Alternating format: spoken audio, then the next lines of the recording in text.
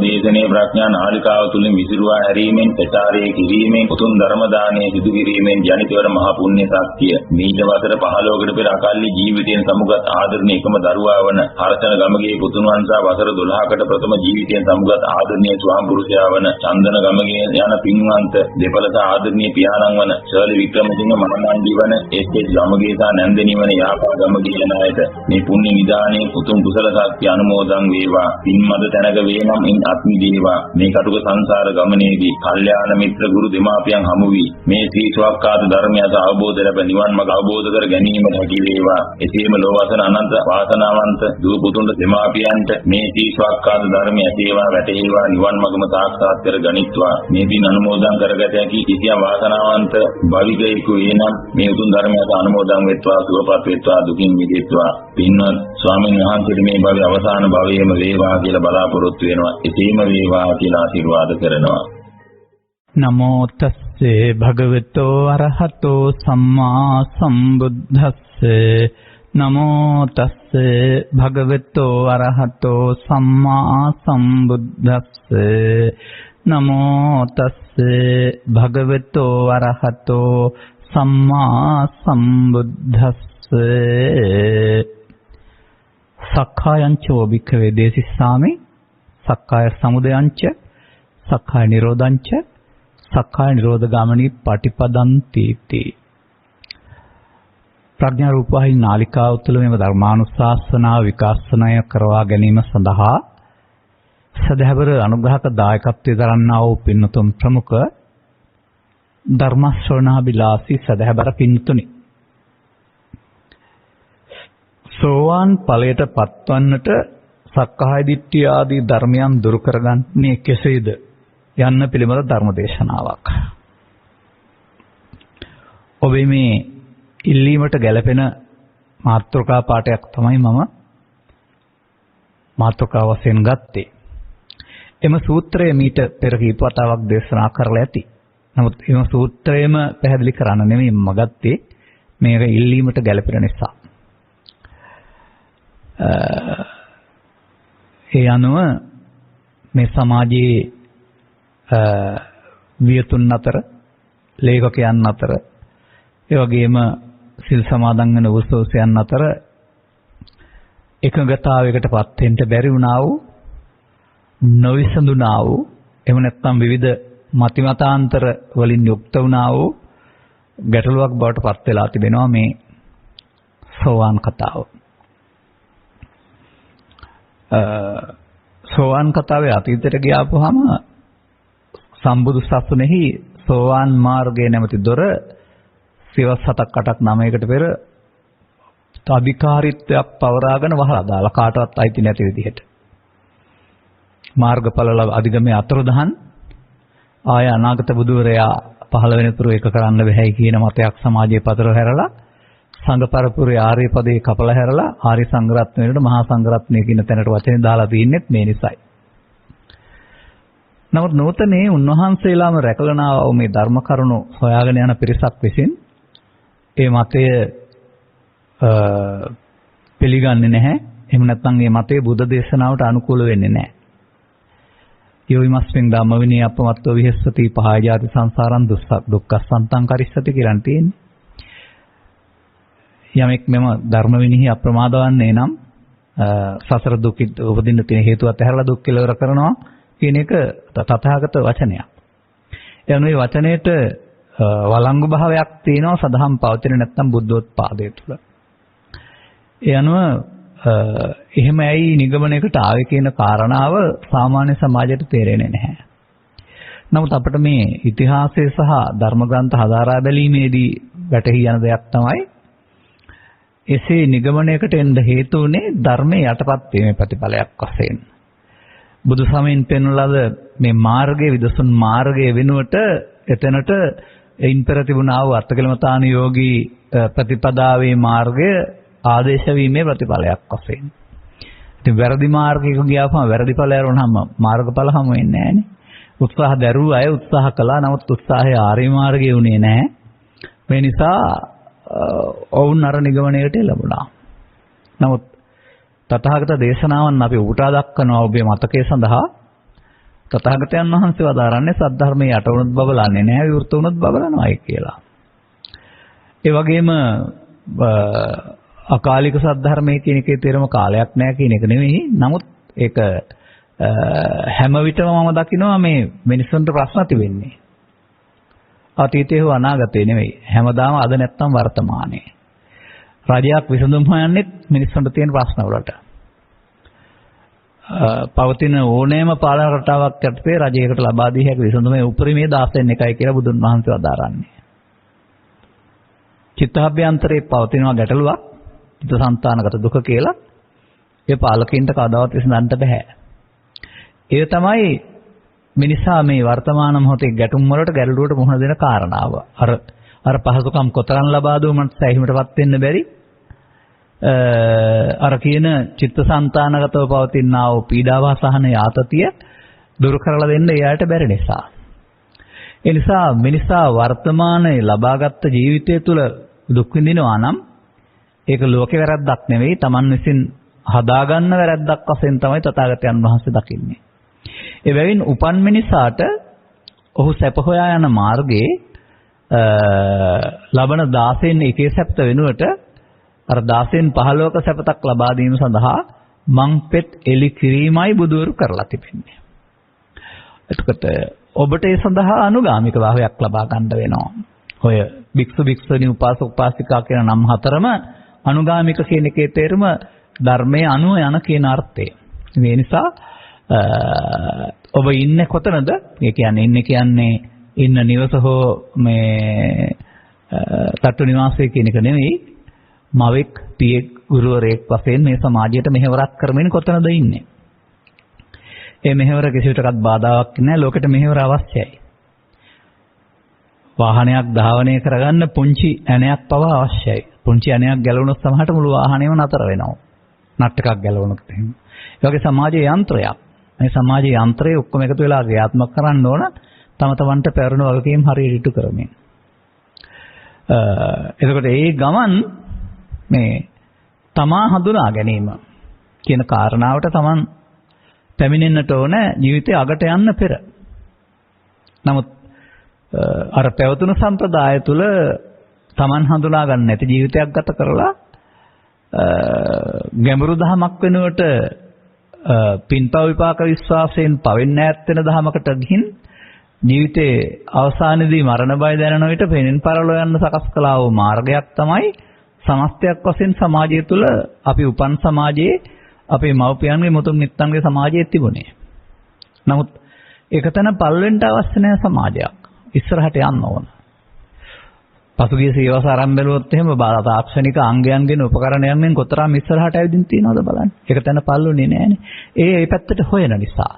හොයන්න හම්බ වෙනවා. ඒක තමයි ඒකේ පරිණාමය කියලා කියන්නේ. අපි මේ බුදු සමයෙන් පෙන්වන සැනසීම අතහැරලා දැම්මොත් හමු වෙන්නේ නැහැ. නමුත් හොයන්න පහන්සි වෙනවා නම්.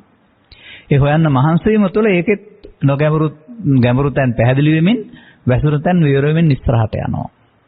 ඒ අනුව වර්තමාන සමාජයේ බොහෝ පිරිසක් භික්ෂු භික්ෂුණී උපාසිකා නැත්නම් බෞද්ධ කියලා උපතින් ලැබුව බොහෝ පිරිසක් මේ බුදු සමයෙන් පෙන්වන නිවීම පිළිබඳව කිසියම් ආකාරයක අරුතක් වටහාගෙන ඉන්නවා. ඒ මරණින් එහා පැත්ත එකක් නෙවෙයි. ඒ අනාගත බුදුරයා ලබා දෙ එකක් නෙවෙයි. එය මිනිසා විසින් ජීවිතය තුළ ලබාගත යුත්තක් කියන තැනට ධර්ම ශ්‍රවණය කරලා අවබෝධය ලබන් ඉන්නවා. ඒ පිළිබඳ අපි ඉදිරිපත් කරපු කරුණු වලත් පවතිනවා. චුල්ලසක්්‍යක වැනි සූත්‍රයක කොටසක් ඔබට දැක්වුවොත් එහෙම පරිනිබ්බුතෝසෝ භගවා පරිනිබ්බානාය ධම්මං දේශිතී කියන මේ පදේ මම සියවතාවක් සමහරට සමාජයට කියලා ඇති. ඒක සිංහල තේරුම උන්වහන්සේ නිවිලා ඉඳගෙන අනිත් අයට නිවෙන හැටි කියලා දෙනවයි කියන එකනේ. එහෙනම් ඒ නිවුනේ 80 දී නෙවෙයි කියලා දුන්නේ 35 සිට 80 දක්වා. අන්නේ අනුව ගත්කල ඔබ තීරණයකට එන්න අවබෝධයකට එන්න බුදු සමයෙන් පෙන්වන නිවීම නැත්තම් සැනසීම ජීවිතය තුළ තියෙන්න ඕන දෙයක් කියලා. ඒකට ඒ නිවීමටපත් වෙන්න අවශ්‍ය මාර්ගයක් වශයෙන් තමයි ඔය අපි ඔබ කතා කළ මේ සෝවාන් ආදී මාර්ගඵල පිළිවෙලින් ප්‍රත්‍යක්ෂ කටයුතු නිර්වාණය කියලා පෙන්වන්නේ. දැන් මෙතන ඵලය කියන වචනේ තමයි ඉස්සර වෙලා දාලා තියෙන්නේ මේ අය. නමුත් ඵලය ඔබට හොයන්න බෑ. මාර්ගයයි ගන්න ඕන. මතක තබා ගන්න. ඵලය හොයන්න බෑ. මාර්ගයයි ගන්න ඕන. මාර්ගයේ කෙලවරේ ඵලය තියෙනවා. මතක තබා ගන්න ඕන. ඒක හොඳට මතක තියාගන්නකො. මංගල ධර්ම දේශනාවෙදිම තියෙනවා කොණ්ණඤ්ඤතවසා සෝවාන් ඵලයටපත් වීම සමග බුදුන් දැක්කා. ධම්මස පහළ වුණා. එහෙමයි සඳහන් කරන්නේ. එතකොට මේ ඵලය කියන්නේ නිර්වාණයට මතක තබා ගන්න.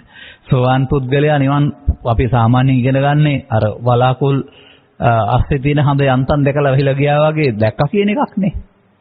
ඒ දැක්ක කියන්නේ දැසට දැක්ක නෙවෙයි මේ සැනසීම බුදු සමයෙන් පෙන්වන සැනසීම පිළිබඳ කිසියම් ආකාරයක ඉවක් නැත්තම් ගියක් දැනුණායි කියන එක. ඒක මාර්ගයේ ගත්තාම සිදුවෙන දෙයක් අනිවාර්යෙන්ම. එතකොට ඒක දැක්කම ඊට පස්සේ ඒක වැහිලා ගියත් ඒක මතු කරගන්න. ඒක Tamange කරගන්න. ඒක Taman බවට පත් කරගන්න. ඒ කියන්නේ සක්කාය දිට්ඨියෙන් බැඳෙන්න කියන එක නෙමෙයි එකෙන් කියන්න හදන්නේ. ඊට ඒ බඳු පුද්ගලයා උත්සාහ දරනවා.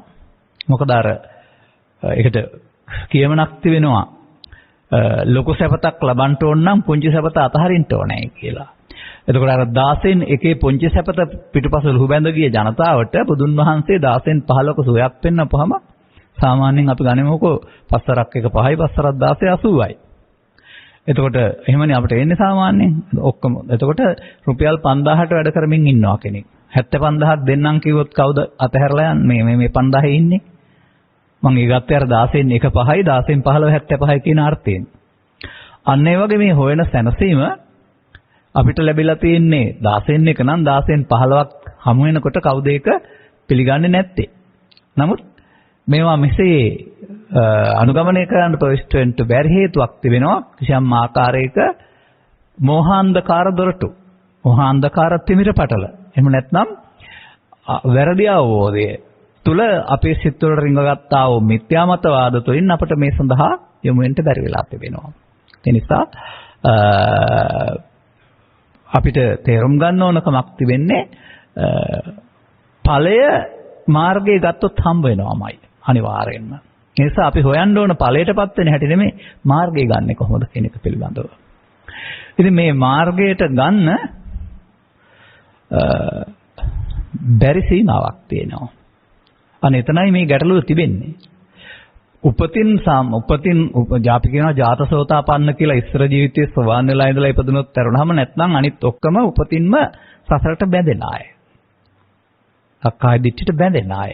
එහෙම නැත්නම් පෘථග්ජන අය. මේ පෘථග්ජන කියන අයට හිමි නැති සීමාවක් තමයි මේ මාර්ගඵල කියලා කියන්නේ. ඒ නිසා පෘථග්ජන මට්ටමේ ඉන්නවා නම් සක්කාය දිට්ඨිය තුල පවෙන් ඉවත් වී පින්දහම් කරමින් එහෙනම් දාන සීල භාවනා කරමින් සක්කාය දිට්ඨිය තුල සතර ගමන හදා ගන්න පුළුවනි පුණ්‍යාවි සංකාරයෙන් මිනිසුන් අතර හෝ දෙවියන් අතරට. භවගාමීත්වයේ අකුසලයෙන් ඉවත් වෙලා භවගාමී කුසලයේ තේරුම් ගත හැකියි. ඒ පෘථග්ජන සීමාවට ගේන්න පුළුවන් එකක් නෙවෙයි මේ මාර්ගඵල කියලා කියන්නේ. ඒ නිසා ඒක පෙන්නනවා දසවස්තුක සම්මාදිට්ඨිය සහ ආර්ය සම්මාදිට්ඨිය කියලා දෙකක් තිබෙන බව ඔබට පෙන්වලා තිබෙනවා. එය මහා චත්තාරීස්සක කියන සූත්‍රය තුළ සඳහන් වෙන්නා වූ පැහැදිලි ධර්ම පාඩයක්. නමුත් මේකවත් කියවලා නැති සමහර ගිහි පැවිදි දේශකෙන් මේ ප්‍රසිද්ධ මාධ්‍යවල පවා කියනවා මේ සම්මාදිට්ඨි දෙකක් නැහැ එකයි තියෙන්නේ කියලා. ඉතින් ඔවුන්ගේ දැනුම බලන්නකෝ. ඔවුන්ගේ පොත් පරිශීලනය බලන්නකෝ. එතකොට ඔවුන් කියන දේ පිළිගත්තම කොහොමද වෙන්නේ?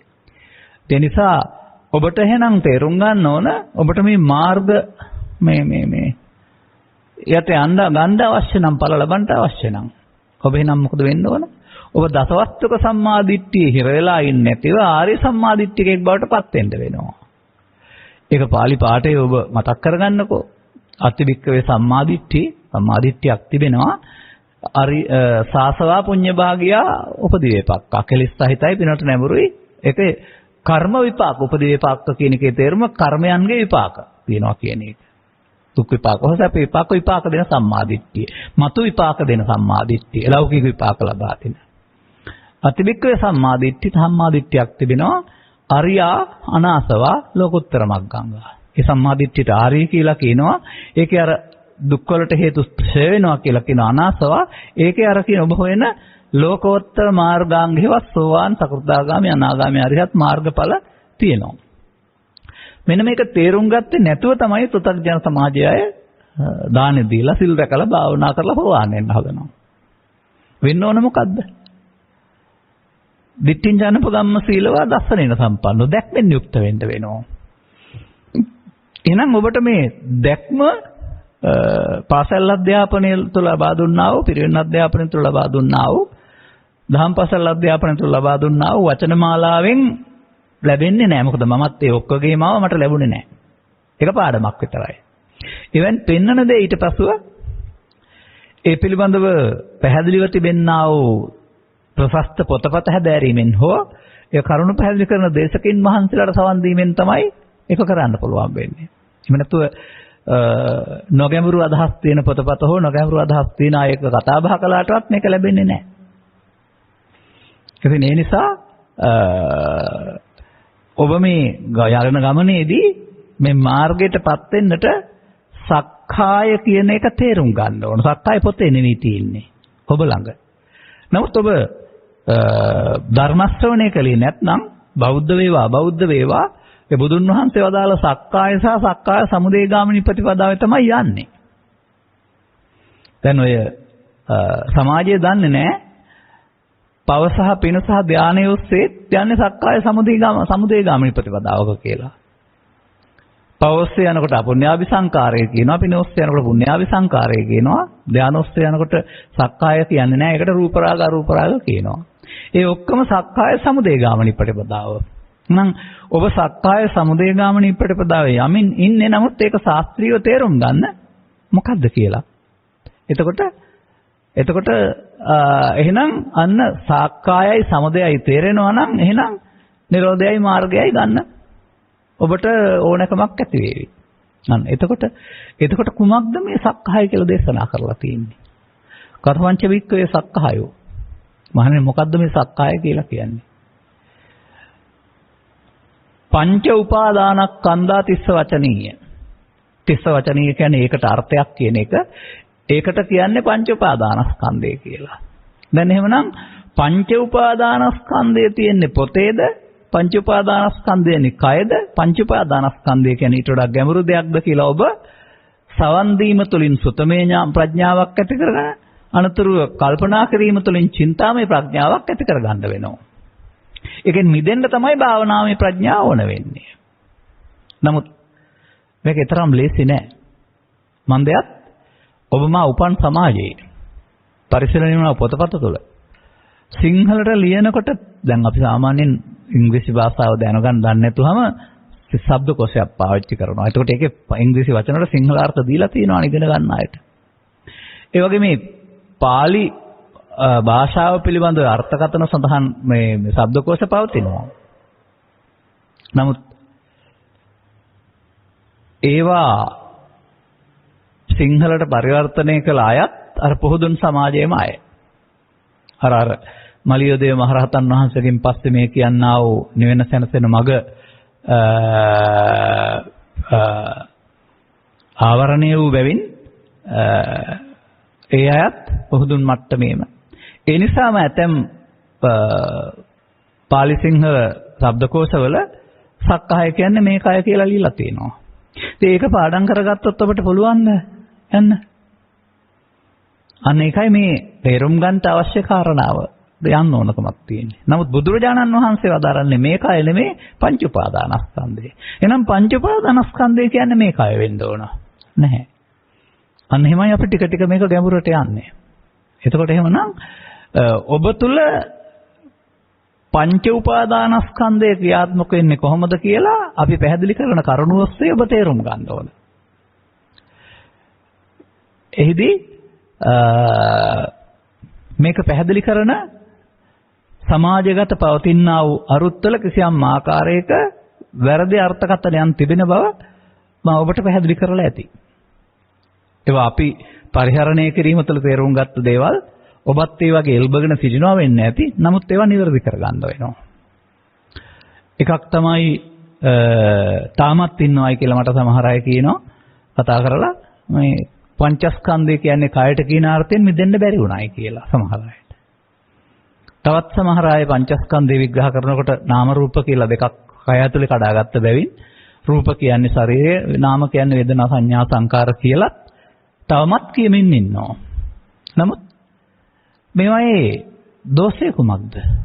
අනේකයි තේරුම් ගන්න ඕනේ. එහෙම වුණොත් සංසාරේ විග්‍රහ කරන්න බෑ.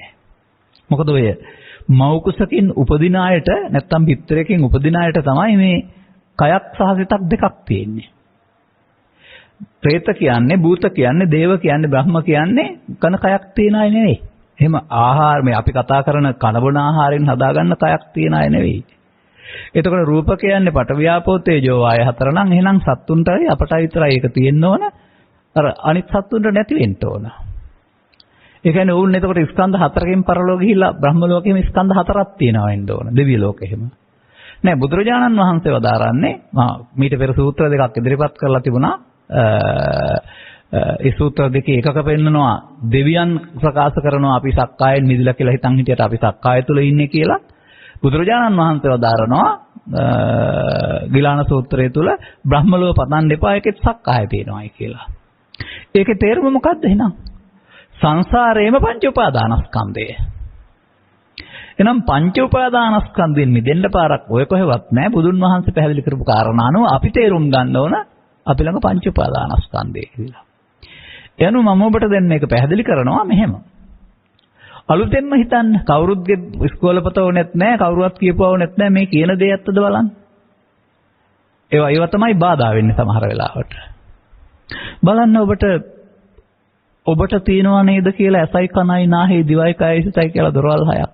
ඔබ ළඟ මව ඉන්නවා නම්, පියා ඉන්නවා නම්, නංගි ඉන්නවා නම්, මල්ලි ඉන්නවා නම්, ආච්චි ඉන්නවා නම්, සීයා ඉන්නවා නම් ඒ ඔක්කොටම මේ දොරවල් හය තියෙනවා නේද? එතකොට ඒ ඇත්තක් නේ. වෙනත් ආගමිකෙක් මතක් කරන්න. වෙනත් රටක බහම වෙච්ච කෙනෙක් මතක් කරන්න. සත්‍යය යනු අසකරණාසේ දිවකය සිට කියනවා දොරවල් හය එකතුවයි. දැන් බුදුරජාණන් වහන්සේ පැහැදිලි කරලා දාරනවා මෙන්න මේ දොරවල් හය පාවිච්චි කරන්න ගියාපුවම දොරවල් හයට ගන්න අරමුණු වලට කියන නම තමයි ධර්මෙහි රූප, ශබ්ද, ගන්ධ, රස, ස්පර්ශ, ධම්ම. රූප රූප, ශබ්ද රූප, ගන්ධ රූප, රස රූප, පොට්ටබ්බ රූප, ධම්ම රූප එහෙමත් කියනවා ඒකට. එතකොට මෙන්න මේ ජීවත් වෙන්න ගිහින් මේ හමු වෙනවට කියන නම අපි අරමුණු. බාහිර තියෙන දේවල් විඳින්න අපි මේ අරමුණ සිතේ උපදවා ගන්න ඕනේ. බාහිර දේවල් වල උදව්වෙන් අරමුණක් ඉපදුනහම අපි අරමුණු රසය විඳිනවා. අන්නේ අරමුණ කියන එකට තමයි රූපය කියන්නේ, විඳිනවට තමයි වේදනාව කියන්නේ. වේදනාව කියන්නේ කකුලේ තියෙන තුවාලයක වේදනාව නෙමෙයි. පැණි රස දැනුණත් වේදනාව, තිත්ත රස දැනුණත් වේදනාව, සතුට දැනුණත් වේදනාව, දුක දැනුණත් වේදනාව. ඒ වේදනාව කියන පදයෙන් පෙන්වන්නේ සැප හෝ දුක් හෝ උපේක්ෂා කියන ත්‍රිවිධාකාරයකින් එකකින් විඳිනවා. මොනවද විඳින්නේ? රූපේ විඳිනවා. චිත්‍රපටයක් නරඹනකොට රූපේ විඳිනවා. සංගීත සංදර්ශනයක් අහනකොට ශබ්දේ විඳිනවා. සුවඳක් දැනෙනකොට ගන්ධේ විඳිනවා. ආහාරයක් ගන්නකොට රසය විඳිනවා. ඒක ප්‍රායෝගිකව ඇත්ත නේද? කවුරුත් කියන දේවල් අහන්න ඕනේද? ඒ විඳින එක ඊට පස්සේ තිත්ත අඩුයි, තිත්ත වැඩි, කරවිල රස, එහෙම නැත්නම් දූරියන් වල සුවඳ, එහෙමත් නැත්නම් ගීතයක රස කියලා හඳුනන්නේ නැද්ද අපි ඒක? ඇසෙන් නම් රූප සංඥා, කනෙන් නම් ශබ්ද සංඥා වශයෙන් හඳුනනවා.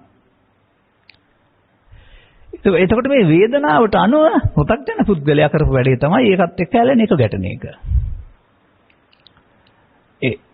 එතකොට වේදනාව හොඳ නම් ඒක හොඳයි. කැමති එකට ඇල්මක් ඇති කරගන්නවා. වේදනාව නරක නම් ඒක නරකයි. මට ඒක එපා. මේකට කියනවා ඇලීම ගැටීම කියලා. මේ ඇලීම ගැටීම කියන සංස්කාර තමයි චේතනා කියලා කියන්නේ.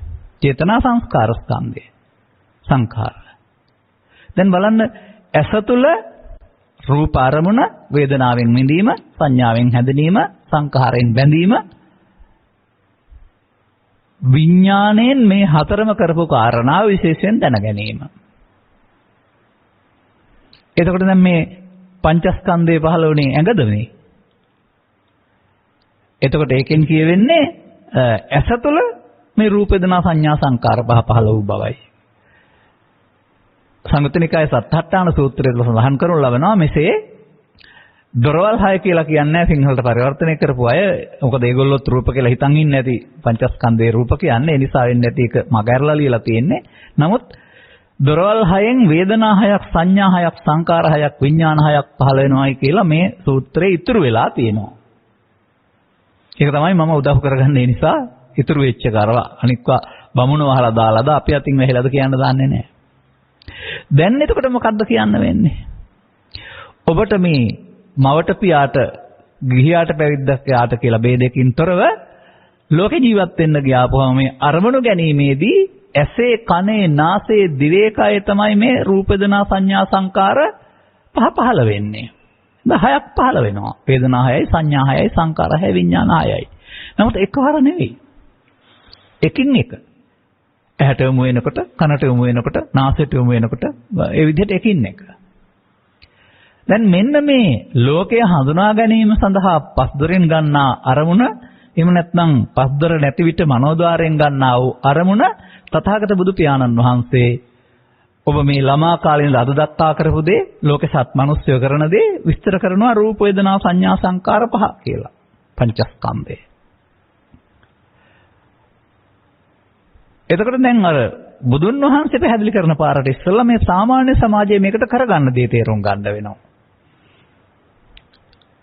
ඒක තමයි සක්කාය සමුදය ගාමිනී ප්‍රතිපදාව කියලා කියන්නේ. ඒ කියන්නේ සක්කාය හටගන්න පාරේ යනවා කියන එක එකෙන් කියන්නේ. සක්කාය හටගන්න පාරේ යනවා කියලා එකෙන් කියන්නේ. දැන් ඒකට තථාගතයන් වහන්සේ මොකද්ද මේකේ වෙනලා තියෙන්නේ? සක්කාය කියන්නේ පංච උපාදානස්කන්ධයට. ඒකට දැන් අපි පංචස්කන්ධය විග්‍රහ කළා. ඒක පංච උපාදානස්කන්ධය වෙන්නේ කොහොමද? අන්න ඒකයි අපිට ඊළඟ තියෙන ගැටලුව. මොකද පංචස්කන්ධයට සක්කාය කියනවා කියලා නෑනේ. සක්කාය දිට්ඨි. ඒ දිට්ඨි කියන පදයෙන් පෙන්නනවා බැඳෙනවා කියලා. දැන් ඔබ අහලා තියෙනව නේද මේ සක්කාය දිට්ඨි කියන්නේ මගේ, මම, මගේ ආත්මය කියලා. දැන් මේ මම කියන්නේ ශරීරයටද එතකොට? එහෙනම් ජීවිතේට මේක මමයි තියෙන්නේ. නමුත් මේක ධර්මයේ විග්‍රහ කරන අරමුණු සක්කාය දිට්ඨිය මැදෙනවායි කියලා.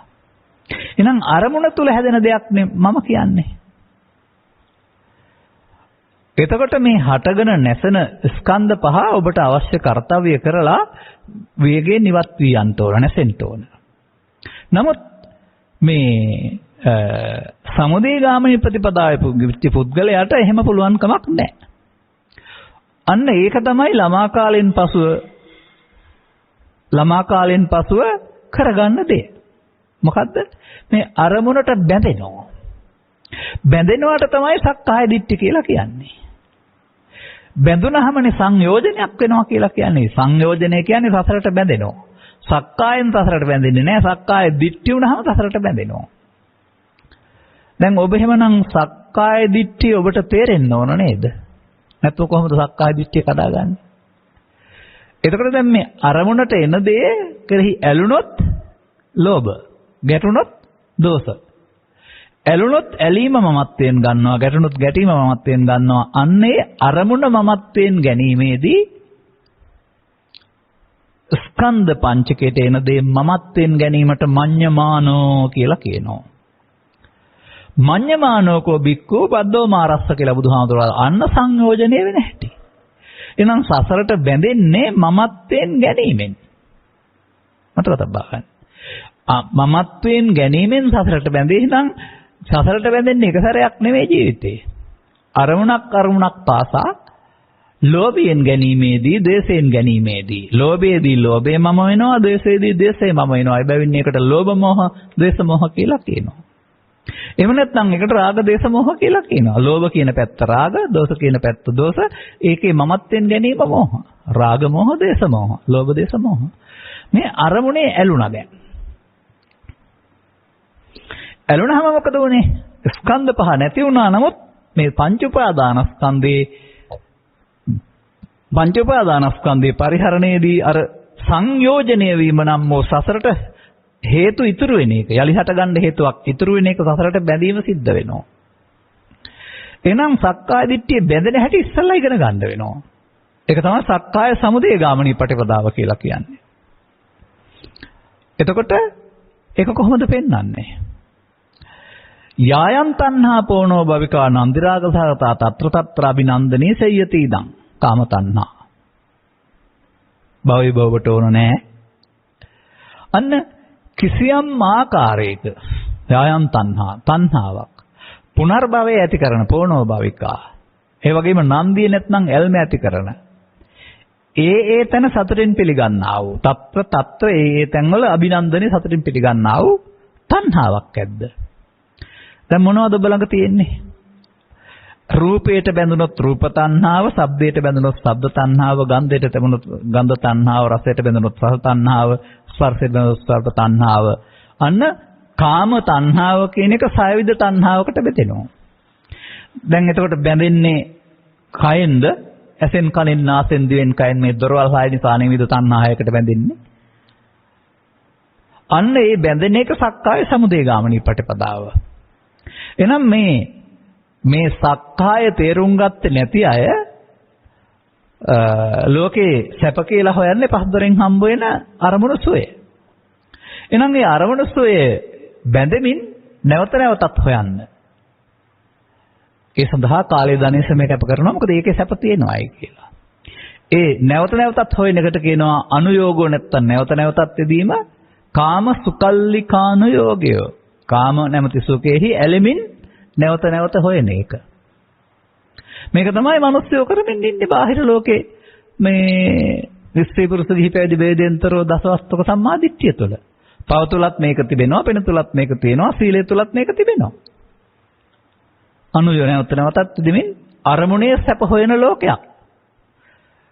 බුදුන් වහන්සේ පහළ වෙන සමාජයේ උන්වහන්සේ මැදුම් පෙරළ දේශනා කරන්න පෙර මොන ඇඳුමෙන් gedara හෝ කැලේ කොහේ හිටියත් අරමුණේ සැප හොයනවා නම් කාමසුකල්ලිකානුയോഗීන් අරමුණට ඕවයින්ද දෙන්නේ නැතුව වෙනත් අරමුණක් හුරු කරනවා නම් අත්තකලමතානුയോഗීන්.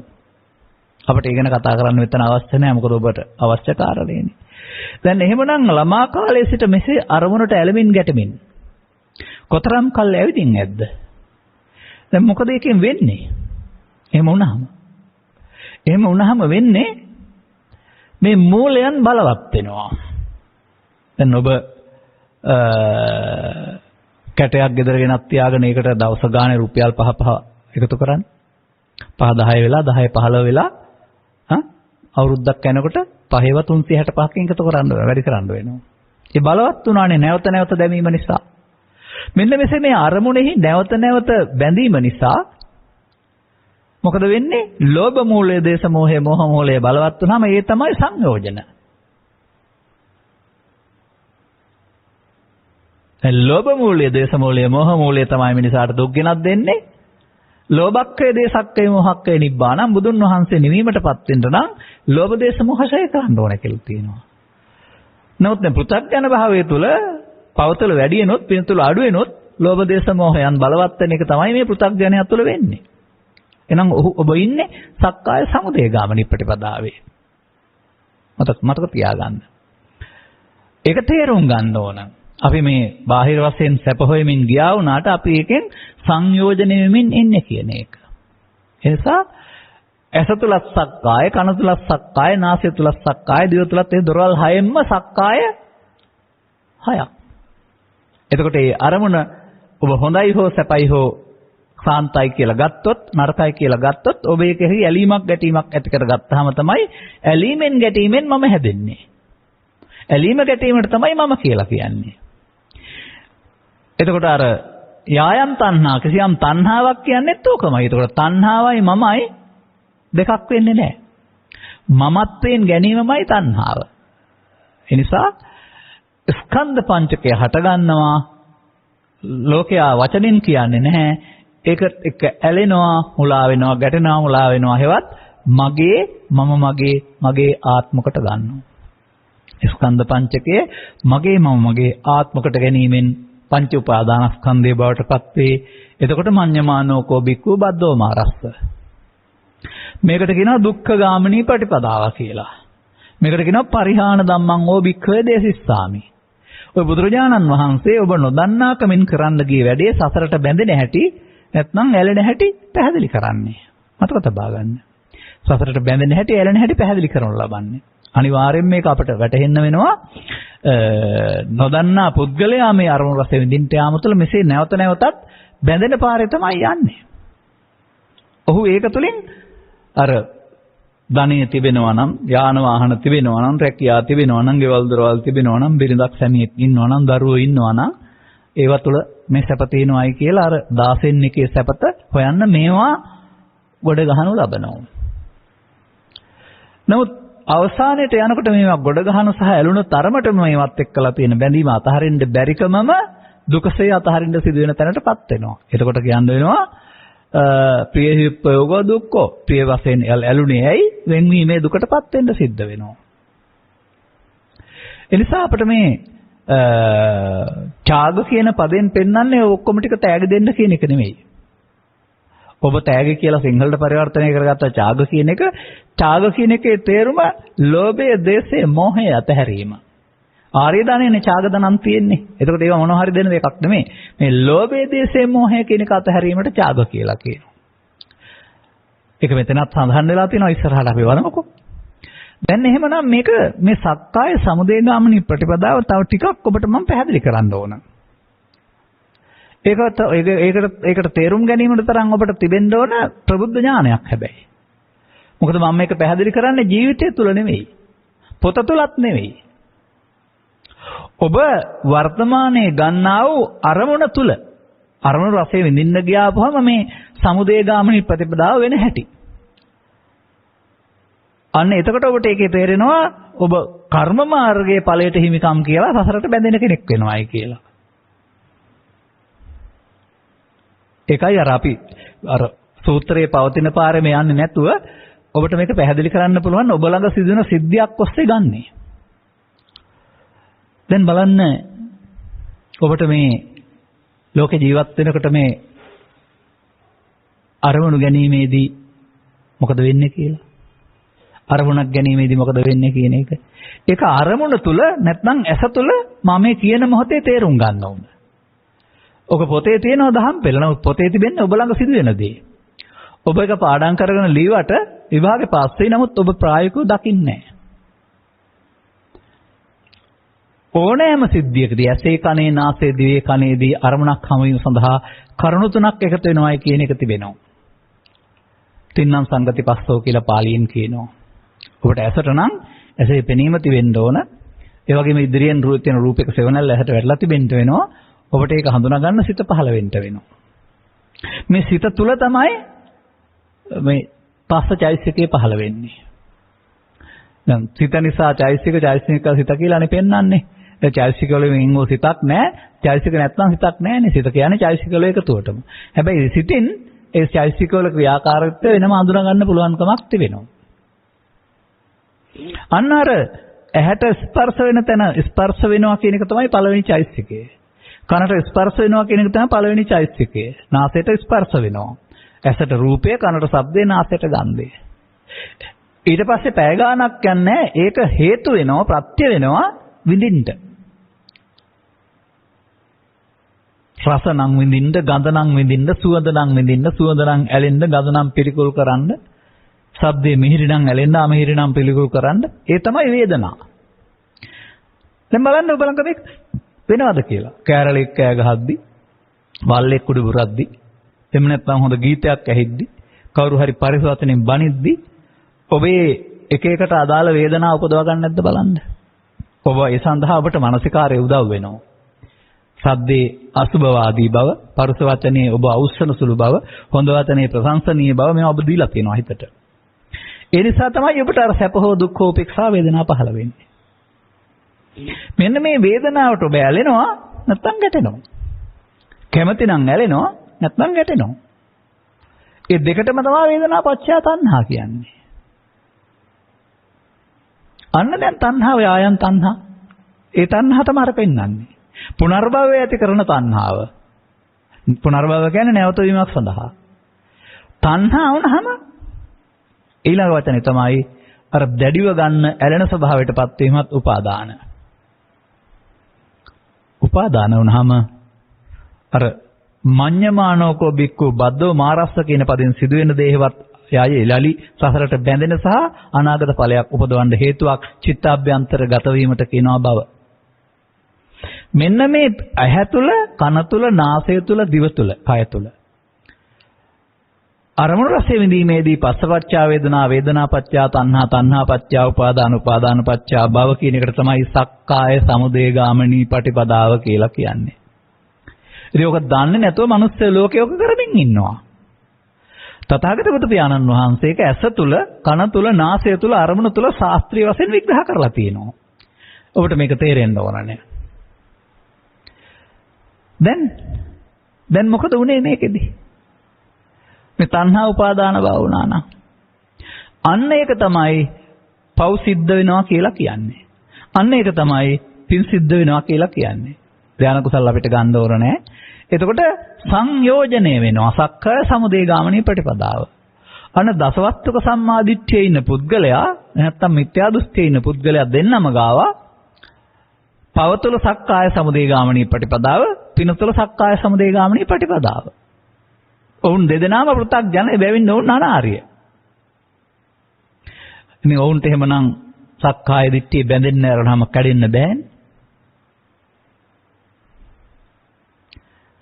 දැන් කොහොමද මේ සක්කාය නිරෝධගාමිනී නිරෝධය කියන්නේ මොකද්ද? අර තණ්හාව අශේෂ විරාග නිරෝධෝ. තව එකට තියෙනවා අශේෂ ත්‍යාගෝ පටිනිස්සග්ගෝ මුත්‍ති අනාලයෝ. මේ වචන ටික තමයි තියෙනවා සයව තණ්හාය. අර අශේෂ කියන්නේ ශේෂ වෙන්න දෙන්නේ නැතුව. විරාග කියලා කියන්නේ ඇල්මක් ඇති කරගන්න නැතුව. ත්‍යාගෝ කියන්නේ අතහැරීමට. අතහරින්න ඕන තැන. පටිනිස්සග්ගෝ කියන්නේ බැහැර කිරීමට. මුත්‍ති කියන්නේ මිදීමට. අනාලයෝ කියන්නේ නොඇල්මට. එතකොට ඇහැ තුල, කන තුල, නාසය තුල, දිව තුල, කය තුල ඒ තණ්හාව නැති වූ තැනට කියන්නේ අරක තමයි අශේෂ විරාග නිරෝධෝ ත්‍යාගෝ පටිනිස්සග්ගෝ මුත්‍ති අනාලයෝ. වචන වලින් ඔක්කොගෙම පෙන්නනවා. ඔබ කරමින් හිටියේ කොහොමද? අර තණ්හා උපාදාන භව කරන එකට ශේෂ කියනවා. ඒක කරන්නේ නැත්නම් අශේෂ. ඇලෙනවට රාග කියනවා, ඇලෙන්නේ නැත්නම් විරාග කියනවා. අතහරිනවට ත්‍යාග කියනවා, නැත්නම් ඇලෙනවයි කියනවා. බහැර කරනවට පටිනිස්සග්ගෝ කියනවා, අර ඒකෙන් මිදෙනවට මුත්‍ති කියනවා. නොඇල්මට. එහෙනම් අරමුණ තුල තමයි මේ අල්ලා නොගැනීම, නොඇල්ම කියන කාරණාව අපි පාවිච්චි කරන්න ඕන. එතකොට අපි දැන් මේ ඉගෙන ගත්තේ කොහොමද? සක්කාය සමුදය ගාමිනී ප්‍රතිපදාව. වෙමින් පවතින දේ මම මේකට කියන්නේ. දැන් එතකොට මේ මොකද කරන්නේ අපි? අපි මේ අරමුණෙහි ඇලෙමින් අනාගතයට ගන්න හේතුවක් ඉතුරු කරමින් පව තුල උපාදානෙන්, පින තුල උපාදානෙන්, ධාන තුල උපාදානෙන් සතර හදමින් ඉන්නවා. දැන් මේවට කියන නම අපි තියමු. පුණ්‍ය මාර්ගය, පාප මාර්ගය, ධාන මාර්ගය. පාප මාර්ගය තුල ලෝභ මූලික, දේශ මූලික කොට ගත්ත අරමුණ තුල තණ්හා උපාදාන භව විද්‍යා සංඛාරා. පුණ්‍ය මාර්ගය තුල දේශේ නැතත් ලෝභය ඇල්ම මුල් කොටගත් තණ්හා උපාදාන භව විද්‍යා සංඛාරා. ධාන මාර්ගය තුල කාම රූප සබ්ද අරමුණ රැති වුණාට ධානයේට ලෝභය මුල් කොටගත් තණ්හා උපාදාන භව විද්‍යා සංඛාරා. දැන් මේ තුනට මොකද්ද පෙන්වන්නේ? කර්ම මාර්ගය. කර්ම මාර්ගය හම්බ වෙන්නේ මොකද්ද? ඒත් ඵල හම්බ වෙනවා. ඒ ඵලය මොකද්ද? විපාක. කර්ම විපාක. මෙලොව වශයෙන් නම් දුක් විපාක පවට, පරලොව වශයෙන් නම් මරණයෙන් එහා පැත්තට විපාකය දුගතිගාමී. පුණ්‍ය කර්මයේ මෙලොව වශයෙන් නම් ආයුර්ණ සැබ්බල, පරලොව වශයෙන් නම් මිනිසුන් අතර හෝ දෙවියන් අතර විපාකය. ධාන කර්මයේ මෙලොව වශයෙන් නම් සංසුන් බව, පරලොව වශයෙන් රූපී මමතල විපාකය. දැන් දැක්කද ඔබට කර්ම මාර්ගයේ ඵල? කර්ම මාර්ගයේ ඵල වලට මාර්ගඵල කියන්නේ නැහැ. ඒකට කියන්නේ කර්ම විපාක. එහෙනම් මෙන්න මේ හැමදෙනාම පෘථග්ජන භාවය තුළ අනාර්ය මාර්ගයේ ඉන්නේ. අනාර්ය මාර්ගයේ ඵල ඇරුණාම ඔවුන්ට ආර්ය මාර්ගයේ නැත්නම් මාර්ගඵල හමු වෙන්නේ නැහනේ. මතක තබා ගන්න. මේක සියුම්ම තේරුම් ගන්න. මේ සේවස් ගණනාවක් තිස්සේ පංචශීලයේ සිට උපසම්පදා සීලය දක්වා දාන සීල භාවනා කියන කාරණා තුන ඔස්සේ මේ කර්ම මාර්ගයේ විපාක නැමැති ඵලයේ විඳින්න සත්‍යය අවිද්‍යාවරුණාම මේ තථාගතයන් වහන්සේ හෙළි කළ මේ කාරණාව ස්කන්ධ පංචකය තුළ විග්‍රහ කරගන්නට පොතටත් බැරි වුණා, දේශනා කරන අයටත් බැරි වුණා. ඒ ස්කන්ධ පංචකය කියලා ගමේ දේවාලයේ වෙද මහත්තයා ශරීරයට කියපු නිසා නැත්නම් රාවි කුණන කෙනා කටට එනකොට පංචස්කන්ධය කියලා ශරීරයට කියපු නිසා මම හදලා කිව්වේ එහෙම වුණා කියන එක නෙමෙයි එකෙන් පෙන්වන්නේ. ඉතින් ඔබත් පාවිච්චි කරලා ඉගෙන අද දක්වා පංචස්කන්ධය කියන ශරීරයට කියලා හිතන් ඉන්නවා. නැත්නම් පංච කියන්නේ පහ යකන නාසය දිව කහ පහට පංචස්කන්ධය කියලා හිතන් ඉන්නවා. තව ටිකක් එහාට ගිය කට්ටිය මේක අර නාම රූප කියන්නේ එළියේ තියෙනවා කියලා දන්නේ නැහැ. ඇතුලේ තියෙන නාම රූප දෙකකට බෙදාගෙන රූප කියන්නේ ආහාර ගන්න එක නැත්නම් පඨවි ආපෝ තේජෝ වේදනා සංඥා සංකාර නාම කියලා දෙකට කඩාගෙන අතරමං වෙලා. ඒ අයගෙන් මම අහන්නේ. හරි. ඔබ ඔය කියන රූප ශරීරේ නම් කෝ රූප තණ්හා, ශබ්ද තණ්හා, ගන්ධ තණ්හා, රස තණ්හා, පොට්ටබ්බ තණ්හා මේ තණ්හාය කොහෙද තියෙන්නේ එතකොට? ඒ තණ්හාය නැතු වෙන්නේ කොහොමද රූප කියලා ශරීරේ ගත්තම? තස්සායව තණ්හාය අසෙස. ඒ තණ්හාව නැති කිරීමෙන් ලැබෙන සත නිර්වාණය. තණ්හා කීයක් තියෙනවා කියලාද පෙන්වන්නේ? ඉමේ තණ්හා කායෝ. ඒ කායෝ කියන්නේ කයද? නෑ. රූප තණ්හා, ශබ්ද තණ්හා, ගන්ධ තණ්හා, රස තණ්හා, පොට්ටබ්බ තණ්හා ස්කන්ධය. තණ්හා ස්කන්ධ හයක් තියෙනවා. ඉතින් අපි කරගත්ත දේ නෙමෙයි විග්‍රහ කරලා තියෙන්නේ. දැන් ඒ මාර්ගයේ කර්ම විපාක ඇරුණාම ඒක ආර්ය මාර්ගෙ නෙමෙයි අනාර්ය මාර්ගයේ කර්ම මාර්ගයේ ඵලය. ඒකට හම්බෙන්නේ විපාක. ඒවා ලෞකික විපාක. කය බින්දී සිදුන මරෙන් පසු දුගතිගාමී සුගතිගාමී දෙවියන් අතරේ බඹුන් අතරේ ඉපදී විපාක. මේක ආර්ය මාර්ගය සහ ඵලයේ බවට පත් කර ගන්නවට තමයි මාර්ගඵල කියන්නේ. දැන් ওই පාරේ සක්කාය දිට්ඨියට බැඳෙන හැටි නෙවෙයි පෙන්නුවේ. දැන් සක්කාය නිරෝධගාමිනී ප්‍රතිපදාව යන්න වෙනවා. ආයෝව මේක ආර්ය අෂ්ටාංගික මාර්ගයේ ඔක්කොම පාඩම් කරලා මම දැන් සම්මා දිට්ඨිය මම සම්මා සංකප්පය මම සම්මා වාචය කියලා මේක පඩිපෙලක් වගේ අටටම යන්න ඕන කියලා දන්න එපා. ඔබ මේක තේරුම් අර ගන්නවා නම් යන්නේ ආර්ය මාර්ගයේ. අනුගමනය කරනවා නම්. දැන් එතකොට එහෙමනම් මේ මමත්වෙන් ගත්තාම බැඳෙනවා. සක්කාය දිට්ඨියට. මමත්වෙන් ගන්න නැත්නම් කැඩෙනවා. අමඤ්ඤ මානව මුත්තෝ පාපිමතෝ. දැන් සක්කාය දිට්ඨිය කඩන්න නේද තියෙන්නේ? අරමුණේ බැඳෙන්නේ අරමුණේ කඩන්න ඕන. ඒකට නිරෝධගාමිනී ප්‍රතිපදාව තථාගතයන් වහන්සේ වදාරලා නැද්ද? වදාරලා තිබෙනවා. කොහොමද? ඒ ඇසේ, කනේ, නාසයේ, දිවේ, කයේ. අර මම පෙන්නපු පස්සපච්චා වේදනා. ස්පර්ශ වීමෙන් විඳීම හට ගන්න විට අතීතෙන් එනවා. එවෙදින් ඔබ ඇලෙනවා හෝ ගැටෙනවා. ඒක මමත්වෙන් ගත්තොත් තණ්හා උපාදාන භව නම් වූ බද්ධෝ මහරස සිද්ධ වෙනවා. ඒ තණ්හාව ඇහි නම් රූප තණ්හාව, කනේ නම් ශබ්ද තණ්හාව, නාසයේ නම් ගන්ධ තණ්හාව, දිවේ නම් රස තණ්හාව, කයේ නම් පොට්ටබ්බ තණ්හාව, හිතේ නම් ධම්ම තණ්හාව, ලෝභ දේශ මොහ ඊර්ෂ්‍යා ක්‍රෝධ වෛර ඕන දෙයකට. උපාදාන භවෙන්ට නොදෙනවට තමයි අශේෂ කියන්නේ. නොයලෙනවට තමයි විරාග කියන්නේ. අර අතහරිනවට තමයි ඡාගෝ කියලා කියන්නේ. පරිස්සග්ග තමයි බැහැර කරනවට. මුක්ති කියන්නේ මෙදෙනවට. අනාලේ නොයලෙනවට. එතකොට තණ්හා නැත්නම් රූප තණ්හා කලේ නැත්නම් උපාදාන නැහැ. උපාදාන නැත්නම් භව නැහැ. තණ්හා උපාදාන භව කර්ම මාර්ගයයි ඵලය පව පින් ධාන විපාකයයි. ඒ ආර්ය මාර්ගයේ නෙවෙයි අනාර්ය මාර්ගයේ යන අයට තියෙන ඵලය. ඒ ඵලය සංසාරෙම විපාක. දැන් ආර්ය මාර්ගය තමයි මේ තස්සායව තණ්හාය අශේෂ විරාග නිරෝධෝ තණ්හා නිරෝධා උපාදාන නිරෝධෝ. දැන් මාර්ගය ගත්තාම එතනින් තණ්හාව නැති වුණා. දැන් එහාට තියෙන ඵලය හොයන්න එපා. ඒකට තමයි මාර්ගඵල. මාර්ගය ගත්තාම සෝවාන් වෙනවා කියන්නේ මේක කැඩෙනවා.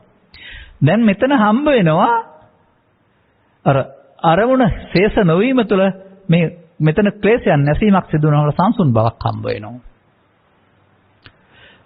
අන්නේ සංසුන් භවයේ ආරම්භයට තමයි ආනන්තරික සමාධිය ආරම්භය කියලා කියන්නේ. එහෙම දෙයක් තියෙන බව දැනිලා නැති වෙන එකට තමයි අර අලාකුල් වලින් හඳ ඈත් වෙලා අලාකුල් වලින් වැහලා තිබිච්ච හඳේ වලාකුල් ඈත් වෙලා හඳ යන්තම් දෙකලා විහිලා ගියා කියලා උපමාවක් පෙන්නලා තිබෙන්නේ. මේ ආනන්තරික සමාධිය සිතේ තියෙන දේ ක්ලේශයන්ගෙන් වැහී තිබෙන බව සහ ඉවත් වූ මොහොතේක හමු වුණ බව. එනම් මාර්ගයේ යන්න ඵලය අනිවාර්යෙන්ම එදත් අදත් ඉදිරියටත් තියෙනවා. මේ ඇහි කනේ නාසයේ දිවේ කයේ තණ්හාව ෂය කරන මාර්ගයේ යන්නතෝ කොහොමද මාර්ගඵල තියෙන්නේ කාටවත්? එහෙමද මේ සමාජයේ මාර්ගඵල ගැන හිතන්නේ? ඒකට මෙතන පැහැදිලි කරන්න වෙලාවක් නැහැ. වැරදි ආකාරයේ කෙලෙස්තරපත් කරන සමාධි කියලා වෙනස් සූත්‍රවල පෙන්නනවා. සමාධියක් හදාගෙන අරමුණු වෙන්නේ නැත්නම් සෝවාන් කියලා හිතනවා. එහෙම නැත්නම් ඇද්දක පියාන අරමුණු ගන්න නැතුව ඇඟ ගල් ගහලා ගියාම සෝවාන් කියනවා. එහෙම නැත්නම් අරමුණු ගන්න නැතුව හිත ඇතුලේ මොකක් හරි සිතුවිල්ලක් පහළ වුණාම ආලෝකයක් වශයෙන් සෝවාන් කියනවා. මේ එකක්වත් ආරියද මේ මාර්ගයේ තියෙනවානේ සක්කාය නිරෝධ ගාමී ප්‍රතිපදාව ඔක නෙමෙයිනේ පෙන්වන්නේ. තස්සායව තණ්හාය අශේෂ නිරාග නිරෝධෝ කියන එක. අන්න කොණ්ණඤ්ඤ තවුසට පළවෙනි වතාවට මේ ඒ වෙනකොට ඔහු ඉන්නේ නැත්තේ ලෞකික ධානයක් පැත්තේ. ඔහුට මේක තේරුණා. මේ දුක්ඛ ගාමිනී ප්‍රතිපදාවේ සත්‍යය පවපින ඔස්සේ උපාදානෙමින් යන බව සහ මෙන්න නිරෝධ ගාමිනී ප්‍රතිපදාව කියන එක. අපටත් ඒකමයි.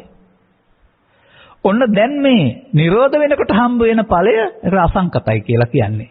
ඒකයි ඵලය හොයන්න යන්න එපායි කියලා කියන්නේ. ඵලය එදත් තිබුණා අදත් තියෙනවා ඉදිරියටත් තියෙනවා. හැබැයි හෙව්වොත් විතරයි හම්බ වෙන්නේ. සොයන්නාට සම්බ වෙන්නේ.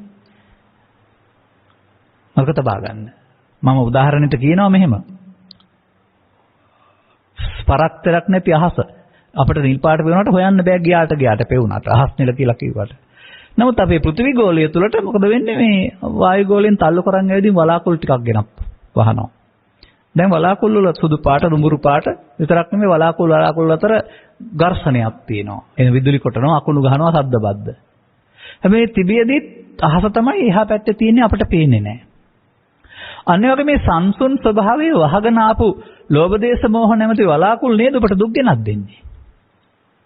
ඔබ ඒක ඇත්ත කියලා හිතන් ඉන්න නිසා නේද ඔබට නිවනක් එපා වෙලා තියෙන්නේ. මේ වලාකුළු තියෙන්නේ නැහැ පාවෙලා යන්න ඇරියාම ඉතුරු වෙන්නේ සැනසීම කියලා තේරෙනවා නම් ඔබ වලාකුළු වලට ප්‍රිය කරන්නේ නැහැ නේද? මේ ගැටුම් සහිත වලාකුළු වලටවත් ලෝභ දේශ මොහ මත ගැටලා දුක් විඳින්න කවුද ආස කරන්නේ ඊට එහා පැත්තේ සංසුන් සිතක් තියෙනවා කියලා දැක්කොත් අන්න සෝවාන් පුද්ගලයා මේක දැක්කා කියන්නේ අන්න ඒකයි නිවන් දැක්කා කියලා කියන්නේ. දැන් ඊට පස්සේ උට මේවත් එක්ක ඇලි ඇලි සටන් කර කර ඉන්න ඕන නෑ. ඒක මතු කරගන්න මහන්සි වෙන්න වෙනවා. එතකොට මෙන්න මේක ආරම්භයට සක්කාය දිට්ඨිය කැඩෙනවායි කියලා කියනවා. එතනින් එහාට ඉවර නෑ කඩලා හැබැයි. මොකද නැවත නැවතත් කාමරාග ව්‍යාපාද තුනී කිරීම කියන්නේ සක්කාය දිට්ඨියට නොපැමිණෙමින් සාන්ත සමාධිය දක්වා යන්නට ආශෝෂය කරනවා. ඉතින් මේක තේරෙනකොට මම දන්නවා ඔය විචිකිච්ඡාව බුදුන් කෙරෙහි සැකය කියන එක බුදුහාමුදුරුවෝ ඉන්දියාවේ හිටිය සැක නෑ කියන එක නෙමෙයි. මේකෙන් පේන්නේ මේ ස්කන්ධ පංචකේ උපාදාන නොවි අවසන් වෙනකොට අනාත්මයනේ. ඉතින් බුදුන් තේරෙනවා එතකොට. මතක තබා ගන්න. ඒ බුදුත්වයට පත් වෙලා හිටියා කියන්නේ කොහොමද කියන එක පිළිබඳව හොඳට තේරුම් ගන්න අවස්ථාවක් සැලසෙනවා. ඒ විතරක් නෙවෙයි. ධර්මයේ පිළිබඳ සැකේ දුර වෙනවා කියලා කියන්නේ ඒක තමයි. දැන් ওই ධර්මයේ කියන්නේ බණපොතට හරි සූත්‍ර වලට හරි නෙමෙයි. බුදුහාමුදුරුවෝ හොයාගත්ත ධර්මයේ තමයි නිවන කියන්නේ. එතකොට නිවන් දැක්ක පුද්ගලයාට ධර්මයේ සැකද? අවබෝධ වුණා නම් Tamanට මෙහෙම සංසංසෝයක් තියෙනවා කියන එක. ඒ නිසා මම වෙනම කල්පනා කරන්නේ නැහැ සක්කාය දිට්ඨිය කැරෙනකොට විචිකිච්ඡා කියන එකේ කාරණා 아무තුවෙන් දුරු කරගන්න ඕනේ කියලා. ඒක ඉබේම අතහැරෙනවා. විතරක් නෙවෙයි තව ටිකක් එහාට යනකොට මොකද වෙන්නේ? එතනදී දැන් මේ අරමුණ අවශේෂ නිරෝධයෙන් සසරට බැඳේ නිර්වශේෂ නිරෝධයෙන් සසරින් මිදේ. එන අරමුණක් තුළ මේක හදන්න තියෙන්නේ. දැන් අරමුණක් තුළ හැදීමක් තියනවාද පංචශීලයේ සිට උපසම්පදා සීලයේ දක්වාම? නෑනේ.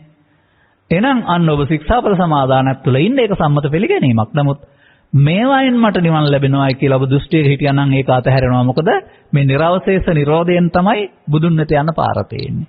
ඒක අර ශික්ෂාපද සංවරේ නෑ. ඒ නිසා අපි අර පාසලෙන් උගන්වපු අජයවෘත, ගෝවෘත, සුනක වෘත වල සීලබ්බත පරාමාසය කියන බොළඳ දැක්මෙන් අයින් වෙලා පුද්ගලයෙක් වශයෙන් මෞකසින් බිහි වූ තැන් පටන් නැත්නම් උදේ සිට හවස දක්වා පුද්ගලයෙක් සමාදන් වන ශික්ෂාපදයක් තුල නිර්වශේෂ නිරෝධය නැහැ. ඒක අරමුණ තුළ සිද්ධ වෙන කාරණයක්. එහෙනම් පොයට සිල් සමාදන් වෙලා ඉන්න අනිත්‍යත් එක්කලා. නැත්තම් ගෙදර පන්සිල් වල ඉන්න එක සම්මතේනේ. නමුත් තමන් මේ ඇතුළතින් මෙන්න මේ නිරෝධගාමිනී ප්‍රතිපදාවේ දැන් යන්න ඕන. ඔන්න දැන් ආපහු යන්න හැරුණා. මේකට තමයි පටිසෝතගාමී කියලා කියන්නේ. දැන් සක්කාය සමුදයගාමිනී නෙමෙයි දැන් සක්කාය නිරෝධගාමී.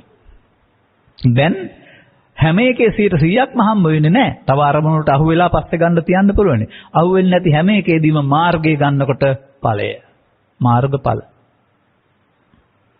එක වතාවක් නෙමෙයි 10 වතාවක් නෙමෙයි 100 වතාවක් නෙමෙයි නැවත නැවතත් මෙන්න මේ අරමුණ අනාගත ඵලයක් උපදින්න කර අවසන් කරනකොට අසංකතයට නැත්නම් මේ වචනින් කියන්න බැරි මේ ආනන්තරික සමාධිය කියලා කතා කරනවා මේකට සංසිඳීම කියලා කතා කරනවා තව විවිධ වචන පාවිච්චි කරනවා උපසමය කියලා කතා කරනවා ඒකට කැමති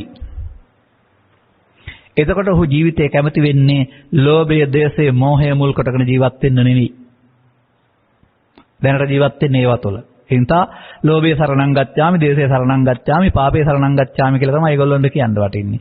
නමුත් අරක හම්බ වුණාම ඒකට ධර්මය කියනවා. දැන් ධර්මයේ සරණ කරගන්නවා ජීවත් වෙන්න හදන්නේ. මොකද ධර්මයේ සැනසෙල්ලක් තියෙනවා. ඒ ධර්මයේ කිව්වේ සූත්‍ර දේශනාවකට ගාථාවකට නෙමෙයි මම අර නිවීම කියන එකට.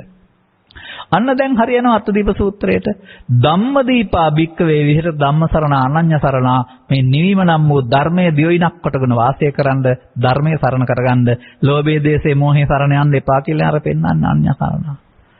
ඔන්න ස්ත්‍රී පුරුෂ ගිහි පැවිදි වේදෙන්තර මේ පුද්ගලයා ධර්මයේ දැක්කා දකිට බුදුන් දකි. දැන් එතනින් එහාට ඔහුට මේ ලෝභ දේශ මොහ රැස් කළා හරියන්නේ නැහැ. නිරෝධගාමිනී ප්‍රතිපදාවේ යන්න වෙනවා. දැන් උස අක්කාය නිරෝධගාමිනී ප්‍රතිපදාවේ ඇසෙන් කනෙන් නාසෙන් දිවෙන් කයෙන් නිර්වශේෂ නිරෝධ කරන්නේ නම් එවිට ඒක සම්මා දිට්ඨි සම්මා සංකප්ප සම්මා වාචා සම්මා කම්මන්ත සම්මා ආජීව සේරම සිදු වෙයි. ඒක සිදු වෙනකොට වායාම සති සමාධි ඉබේ සිදු වෙනවා. ඔය අටේම යන්න දෙයක් නැහැ ඕකේ. මොකද අටක යන්න බෑ අරමුණක් තුල හදන්නනේ තියෙන්නේ. එතකොට එකක් වැඩෙනකොට සේරම වැඩෙන කාරණාව තමයි සිද්ධ වෙන්නේ. මෙන්න මේක තේරුම් ගත්තාම ඔහුට ආපහු යන්න පුළුවන් වෙනවා. දැන් ජීවිතේ අගට ගිහින් මේක හොයාගත්තොත් හොයාගන්න කල් නැහැ. ඊටු ටික යන්න. ළමාකාරී දරුවන්ට තේරෙන්නේ නැහැ. 15 20 වෙනකොට 20 30 40 වෙනකොට මේක තේරුම් ගන්න පුළුවන් නම් අන්න එතකොට තමයි පරම්පරාවෙන් ලැබුණ පාරම්පරික බෞද්ධකමට වළංගු බෞද්ධ භාවයක් ලැබෙන්නේ. ප්‍රතිපත්තිකාමී බෞද්ධ භාවයක් ලැබෙන්නේ. බුදුන් ලෝහෙලි කළ ධර්මයේ සරණ අරගෙන බුදුන්ට ප්‍රතිපත්ති පූජාවෙන් පුදන්න පුළුවන් වෙන්නේ සහ බුදුන් වැරදිකාරයෙක් වෙන්නේ නැත්තේ. දැන් මේ බුදුන් මෙච්චර ධර්මයක් දේශනා කරලා අපි අනාගතේ නම් නිවන් බලන්න ප්‍රාර්ථනා කරන්නේ නිවන් ලබන්න නම් බුදුරජාණන් වහන්සේ වැරදිකාරයෙක්. මොකද අපිට නිවන් මඟ වහලා. නෑ බුදුරජාණන් වහන්සේ වැරදිකාරයෙක් නෙමෙයි. නොදන්නාකමින් වැරද්දක් වෙලා තියෙනවා. කවුරුත් වැරදිකාරයෝ කරන්න ඕන නෑ. නමුත් අපිට මේ මාර්ගයේ ගියොත් ඵල හම්බ වුණොත් එහෙනම් බුදුදහම සත්‍යයි. දැන් ඔය කියන්නේ මේ ධර්මයේ සත්‍යයි ලෝකේ පවතින එකම නිර්මල දහම් බුදුදහමයි කියලා. ඔය එකට ලෝකයට දෙන්න නම් අපි පොතේ තිබිලා හරියන්නේ අපි මේ මාර්ගයේ ගිහින් ඵල ලබාගෙන මේ ලෝකෙත් එක්කලා ලෝභ දේශ මොහ නිසා ගැටුම් ඇති කරගන්න නැතුව ජීවත් වෙන්න පුළුවන් ජීවිතයක් තියන අය කියලා ඔබට පුළුවන්කමක් තියෙනවා තේරුම් ගන්න. තේරුම් ගන්න. අන්නේ තේරුම පෙන්වන්න. ඒ පෙන්වීම තුළ ඔන්න බුදුරජාණන් වහන්සේත් සජීවී දහමක් අනුගමනීය දුක්ඛ නිරෝධගාමිනී ප්‍රතිපදාවක් දේශනා කළ දහමක් දේශනා කළ කෙනෙක් කියන එක ලෝකයේ පිළිගනීවි Taman හැදෙනකොට. එබැවින් ධම්මස පාදා ගනිමින් අනුගමනීය ප්‍රතිපදාවක් තුළ මේ ඉහාත්ම වශයෙන්ම මේ නිවන සැනසෙන තැන ඔබට උරුම කරගන්න ලැබේවායි කියන ප්‍රාර්ථනාව කරමින් මම ධර්මානුශාසනාව මෙතකින් අවසන් කරනු ලබනවා. සබ්බිහිතියෝ වජ්ජන්තු සබ්බ රෝගෝ විනස්සතු මාතේ බවත් අන්තරායෝ සුඛී දීඝායුකෝ භව හැම දිනාටම තෙරුවන් සරණයි. ද්වේෂක්ඛයෝ නිබ්බාදං